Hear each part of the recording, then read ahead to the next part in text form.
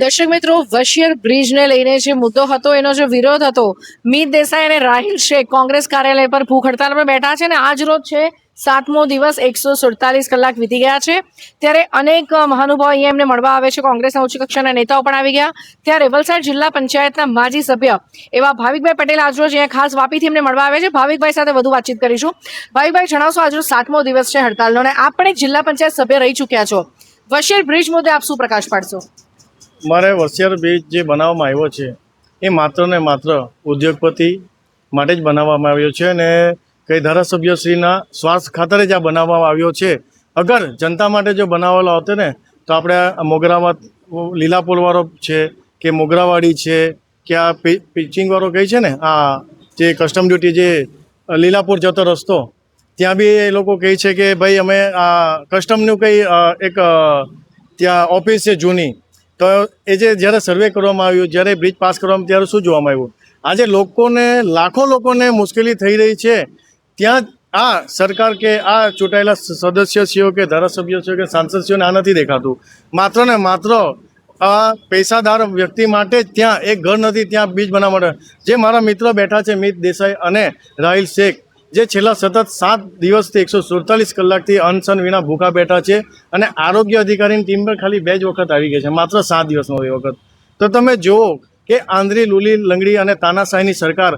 આજે અંગ્રેજો હતા ને તો એને બી શરમ આવતી કે આ કયા પેટના પાપીના આ છે પેદા થયેલા લોકો, કે આ ભણેલા ગણેલા યુવાઓ જે લોકો માટે લડી રહ્યા છે, આજે પડી રહે છે, એની ચિંતા નથી એ લોકોને.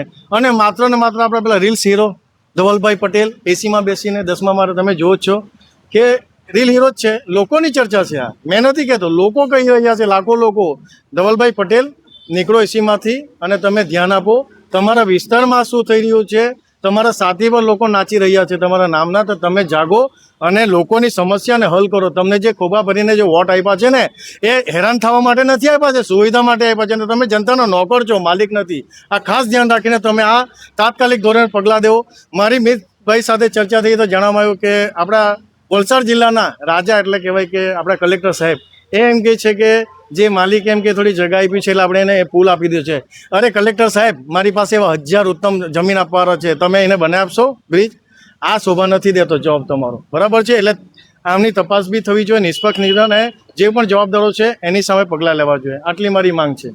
મારે આ વલસાડ જિલ્લાની જનતાને પણ કહેવું છે કે આ મીત દેસાઈ અને રાહિલભાઈની આ લાભ માટે નથી, એ જનતા માટે લડીએ છે. એટલે જનતા જાગો અને તમે આનો સવાલ કરવાનો શરૂ કરો, જેથી કરી આ જે આંધ્રા બેરા છે એને ખબર પડશે કે ખરેખર કામ ક્યાં કરવાનું છે, જરૂરિયાત ક્યાં છે.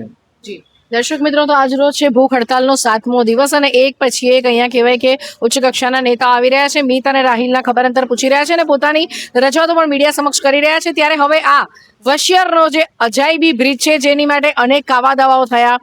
એક પક્ષે એવી પણ રજૂઆત થઈ કે આ બ્રિજની જરૂરિયાત અહીંયા છે, પણ જ્યારે હું સ્થળ તપાસ પર ગઈ હતી અને જ્યારે મેં ત્યાંથી જે અહેવાલ બનાવ્યો તો લોકોના ઘરે જઈને મેં પૂછ્યું હતું કે અહીંયા કોણે કોણે રજૂઆત કરી છે, ત્યારે તમામ લોકોએ ના પાડી હતી કે બેન, અમારે અહીંયાથી ઓલરેડી 1 કિલોમીટરના અંતરે અમારા ઘર પાસેથી વશિયરનો એક બ્રિજ છે જે રાજસ થિયેટરની નજીક ખુલે છે, તો અમે કોઈ બ્રિજની રજૂઆત નથી કરી.